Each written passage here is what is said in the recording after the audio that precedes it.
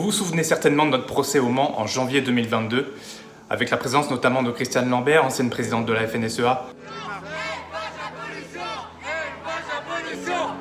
Ambiance tendue ce matin devant le palais de justice du Mans. C'était concrètement le premier procès de la cellule Déméter. 2 ans d'enquête digne d'un véritable film policier. 5 gendarmes, dont certains de la cellule spécialisée dans les atteintes au monde agricole et même de l'antiterrorisme, se sont également déplacés.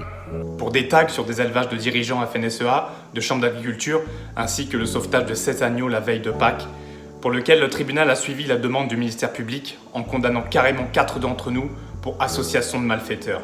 Et bien tout ça, même si le procès a duré 11 heures, c'était seulement l'acte 1. Maintenant que les condamnations sont rendues, il doit être jugé de ce que les plaignants, donc les éleveurs qui se font passer pour des victimes, bien aidés par la police, faut le dire, vont avoir le droit de nous réclamer en divers dommages et réparations. Alors il n'y aura pas que les éleveurs visés par ces actions, il y a aussi beaucoup de constitutions de parties civiles, une trentaine en tout, qui considèrent que ces actions de résistance animaliste ont porté préjudice au secteur de l'élevage. Alors par exemple 8 sections départementales de la FNSEA elle-même bien sûr, 2 sections départementales d'Interbev, la Fédération des chasseurs d'Île-de-France et Innoval, anciennement Evolution, le leader français de la génétique d'élevage. La somme totale demandée par toutes ces parties dépasse les 200 000 €. Mais c'est surtout le sort de 2 brebis retrouvées pendant l'enquête que doit décider ce procès. Ces brebis sont aujourd'hui encore considérées comme des pièces à conviction sous scellé. Elles ont fait l'objet d'une demande de restitution de la part de celui qui les a fait naître pour les exploiter sexuellement et vendre les bébés en morceaux. Alors j'ai une dérogation, je suis en norme tuerie familiale, donc c'est-à-dire que j'abats que mes animaux. Donc tout ça, ça va se passer le mardi 18 juillet à 14 h à la cité judiciaire du Mans. Alors vous qui regardez et pourquoi je fais cette vidéo, qu'est-ce que vous pouvez faire?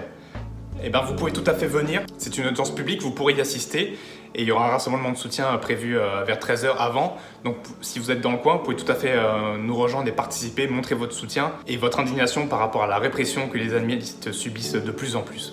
Il y a toujours une cagnotte en ligne que j'avais lancée bien avant la première partie en début 2022. Alors on ne peut légalement pas s'en servir pour payer des amendes ou les réparations qui vont être décidées le 18 juillet. Mais ça nous a déjà beaucoup aidé à payer notamment les déplacements et les frais de justice des activistes concernés par ce procès. Si vous ne pouvez pas faire tout ça, il y a quelque chose que vous pouvez faire gratuitement, c'est en parler partout autour de vous, partager, diffuser.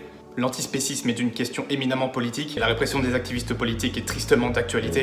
Et il ne faut surtout pas que tout ça soit silencié et que des activistes qui se battent pour une justice universelle se fassent condamner dans l'ombre et dans le silence. Depuis le jugement de 2022, donc, des activistes qui ont sauvé des vies sont en sursis de prison pour ça, condamnés pour association de malfaiteurs et ceux qui tuent tous les jours se font passer pour des victimes. C'est insupportable.